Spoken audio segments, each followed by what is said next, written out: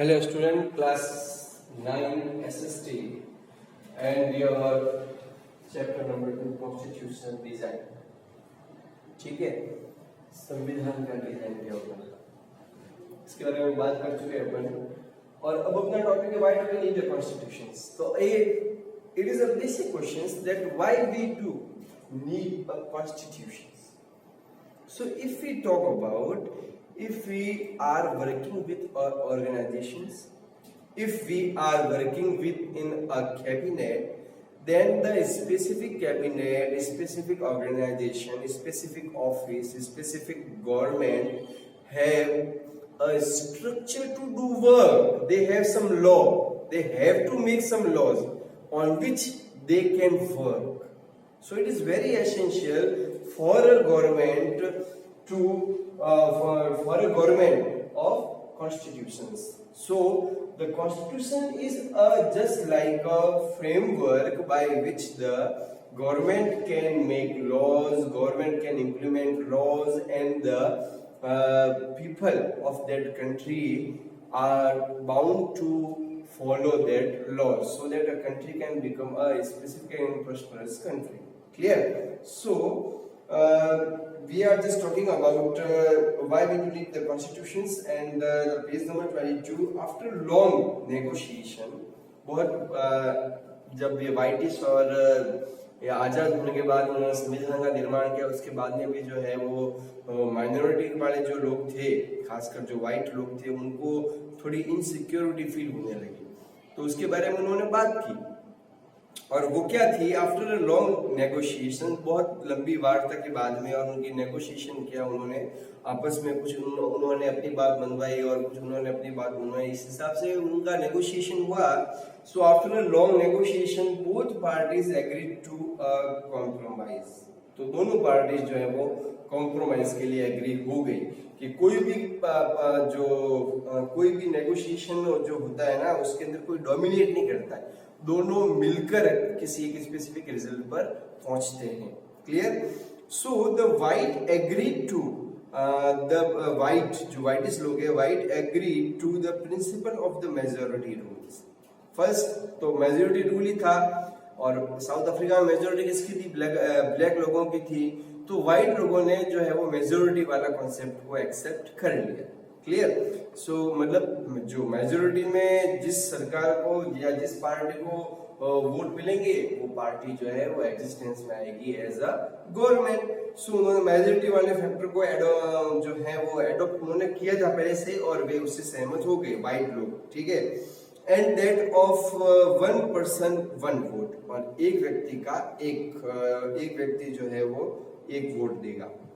They also agreed to accept some basic rights. वे और भी agree हुए कुछ बेसिक राइट्स के लिए, कुछ मूलभूत अधिकारों के बारे में।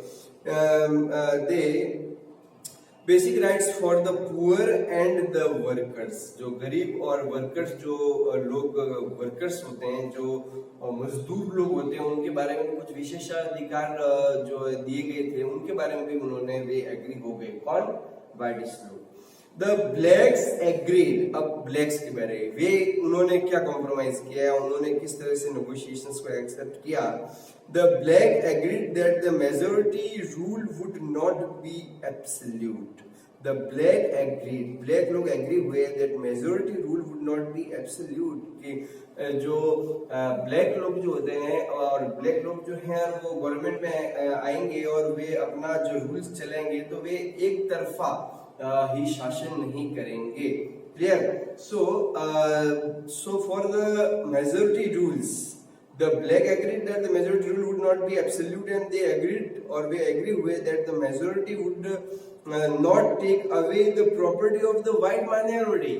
और जो अगर मेजॉरिटी के थ्रू अगर ब्लैक लोगों की गवर्नमेंट बननी है, जो कि वही बनेंगे क्योंकि मेजॉरिटी दूसरी की है, तो अगर वो गवर्नमेंट एग्जिस्टेंस में आती है, तो वर्कर जो माइनॉरिटी के जो लोग हैं, जो व्हाइट लोग हैं, उनकी प्रॉपर्टी को ले छीनना या उनके और किसी भी तरह से उनको जो है उनके साथ में शोषण करना, ऐसा नहीं होगा। Clear? So this compromise was not easy, ये कॉम्प्रोमाइज इतना आसान नहीं था। How was this compromise going to be implemented? अब इस कॉम्प्रोमाइजेशन जो हुआ है उसको इम्प्लीमेंट कैसे किया जाए? Even if they manage to trust each other, अगर वे एक दूसरे पर विश्वास करते भी हैं, even if they manage to trust each other, what was the guarantee? इस चीज की क्या गारंटी है?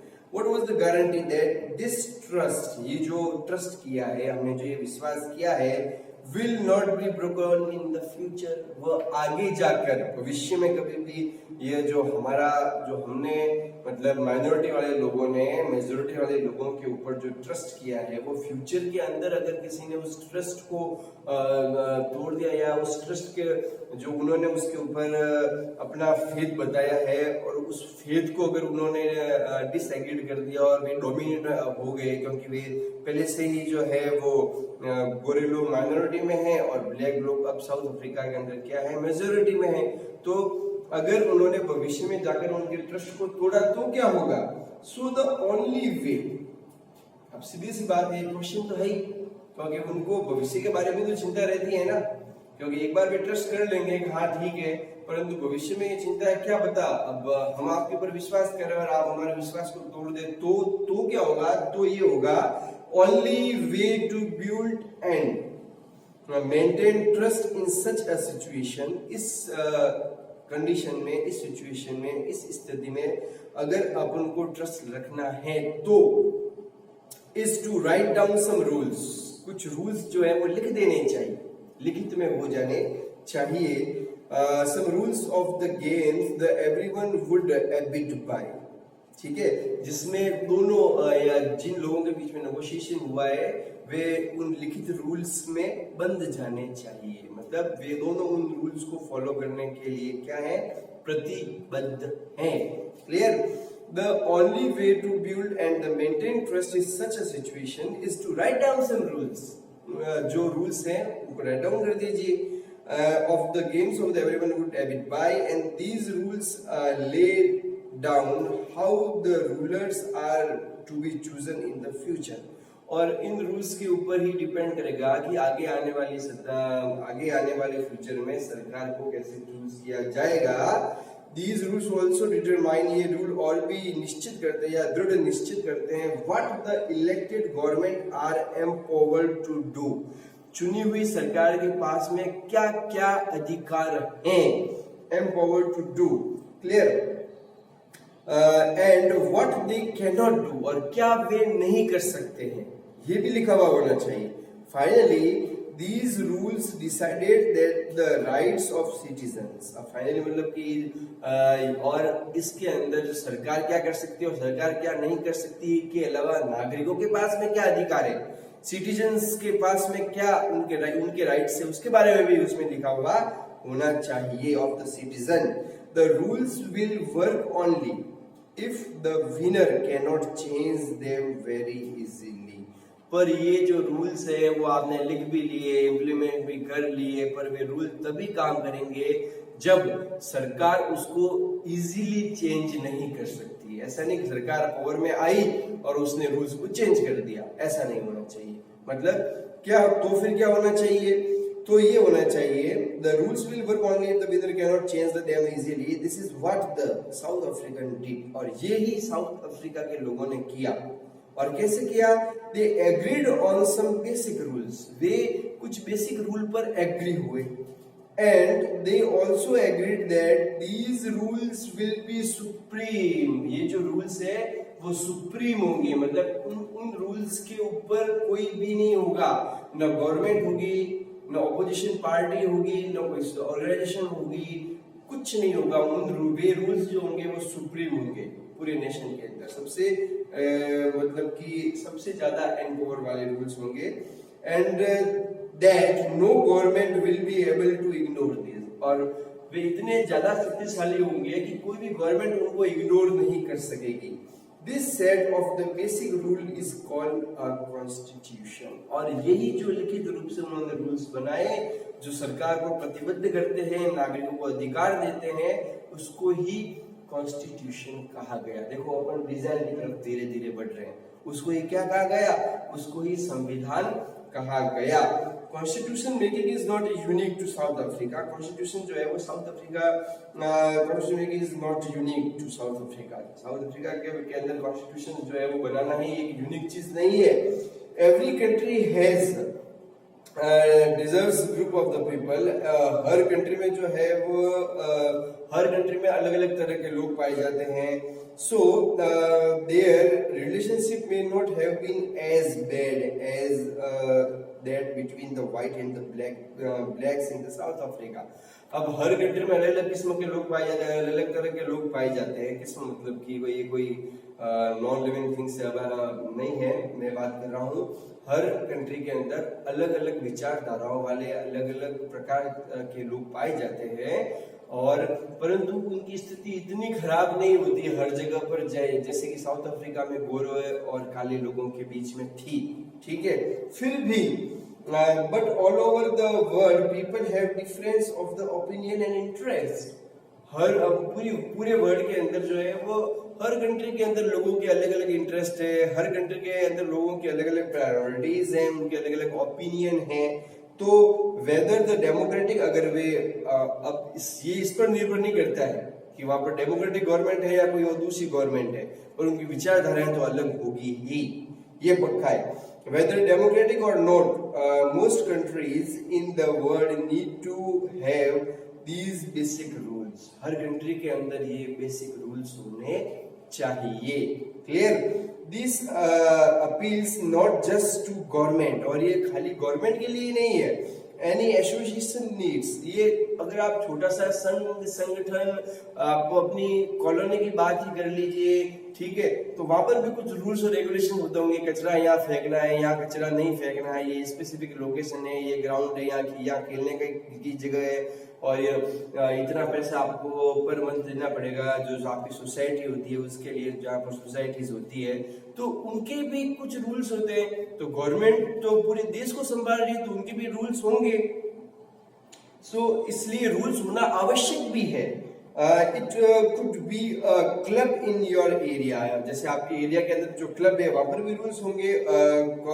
जैसे अब कोई कोऑपरेटिव है, कोई औद्योगिक क्षेत्र है, और कोई सोसाइटी है, और कोई पॉलिटिकल पार्टी है, they all need a constitution. उन सबके अंदर जो है वो कॉन्स्टिट्यूशन होना चाहिए। कोई कॉन्स्टिट्यूशन संविधान कोई किसी देश का नहीं होता है, वो एक नियमावली है, मतलब उसके अंदर रूल्स है, there are rules equals to नियमावली, मतलब बहुत सारे नियम, जहाँ हर जगह पर नियम आवश्यक है। Clear? So thus the constitutions of a country is a set of written rules that are accepted by all the people living together in country। इस तरह से हर कंट्रीज के अंदर कॉन्स्टिट्यूशन होता है और सभी लोगों के द्वारा एडॉप्ट किया जाता है और वे उसको मानते हैं और साथ साथ रहते हैं। Constitution is the supreme law. Constitution क्या है? सुप्रीम लॉ है, सबसे बड़े लॉ है जो जिसको सबको मानना आवश्यक है। दैट डिटरमाइंस द रिलेशनशिप, जो डिटरमाइन करते हैं, निश्चित करते हैं relationship amongst people living in the territory.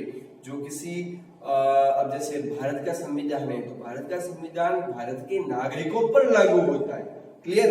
So the constitution is the supreme law that determines the relationship among the people living in a territory called the citizen, जिसको हम क्या कहते हैं? नागरिकता कहते हैं या नागरिक कहते हैं।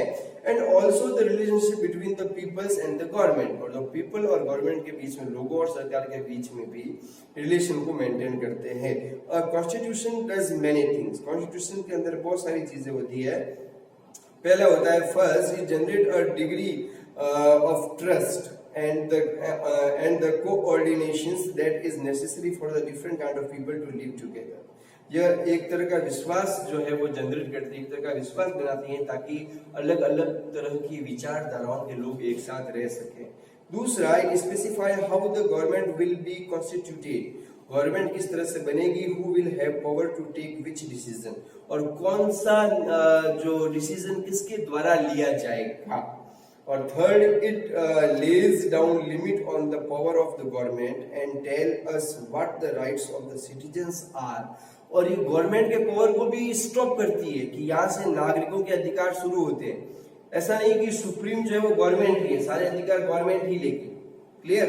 And Then the fourth is expresses the aspirations of the peoples about the creating a good society, और वो लोगों को यह माहौल देती है, लोगों को इस तरह का माहौल देती है या लोगों को इस तरह की इंस्पायर करती है, लोगों को इस तरह से इंस्पायर करती हैं ताकि वे एक अच्छी आदर्श सोसाइटी का, आइडियल सोसाइटी का निर्माण कर सके. So all countries have constitutions are not necessarily democratic, but all countries that are democratic will have constitutions. ये बहुत अच्छी बात लिखी इसने.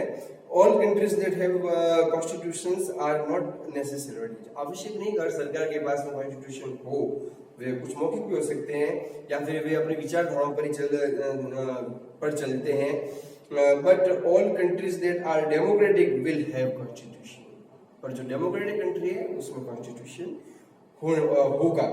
After the war of the independence against the great Britain, the America gave themselves a constitution. Britain के से उनके जब अमेरिका आजाद हुआ तो उन्होंने अपना खुद का एक कॉन्स्टिट्यूशन बनाया. कई सारे एग्जांपल दिए हुए. After the revolutions of the French people approved a democratic constitutions, and since then it has become practice in all democracies to have written a constitution. इस तरह से हर लोकतंत्र में संविधान जो है एक तरह से आवश्यक ही हो गया है. क्लियर? अब आगे वाली क्लास में बात करेंगे making of the Indian constitution. तो अब हम इंडियन कॉन्स्टिट्यूशन के मेकिंग के बारे में बात करेंगे. क्लियर?